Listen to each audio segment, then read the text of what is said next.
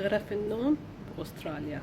ايه مثل ما سمعتوا، الخبر عم يحكي عن غرف النوم اللي بأستراليا. الأسبوع الماضي كان في اجتماع للحكومة، وبهذا الاجتماع أقروا اقتراح إنه لازم الناس تدفع ضريبة لغرف النوم. كيف؟ يعني إذا شخصين ساكن بالبيت وأنتوا عندكم 3 غرف، فأنتوا لازم تدفعوا ضريبة للغرفة الثالثة. إذا 3 أشخاص ساكنين بالبيت وأنتوا عندكم 4 غرف، فأنتوا بدكم تدفعوا ضريبة عن الغرفة اللي زايدة. والمقترح كان مشان يخففوا أزمة السكن ويخلوا العيال الصغيرة اللي عندها بيوت كبيرة تبيع وتسكن ببيوت صغيرة. يعني بهالبلد لا إن واحد اشترى بمصرياته بيت مخلص، ولا إن قرر كم غرفة بيته بده هو مخلص، ولا إن أخذ قرض من البنك هو مخلص، وبالحالة مو مخلص ببيته للدولة. مع إنه الدولة هيك منتفعة، يعني بيت 5 غرف أنتم متخيلين قديش حقه؟ بالمليونين وطلوع.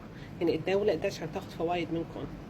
وهلأ هيك قرروا إنه يفرضوا ضريبة على غرفة النوم الزايدة بالبيت. شو رأيكم؟ اكتبوا لي تحت بالكومنتات، بحبكم كتير. باي.